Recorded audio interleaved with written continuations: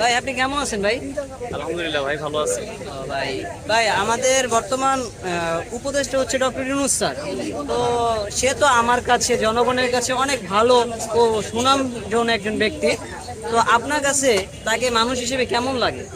এখন ভাই সে নতুন ক্ষমতায় আসছে, তো এখন ক্ষমতায় আসছে যেহেতু মাসখানিক গেলে বলা যাবে দেশের কি অবস্থা হয়, উন্নয়ন কতটুকু কি হয়, বা দ্রব্যমূল্যের দাম কতটুকু কমে কি হয়, মানুষ কর্মস্থান পায় কিনা, কাজ পায় কিনা, বেকারত্ব দেশ থেকে দূর হয় কিনা, সচ্ছলভাবে মানুষ চলতে পারে কিনা, বাজারঘাটে দাম দর কমে কিনা, রাস্তাঘাটে মানুষ নিরাপদভাবে চলতে পারে কিনা, স্টুডেন্টরা ভালোভাবে চলতে পারে কিনা।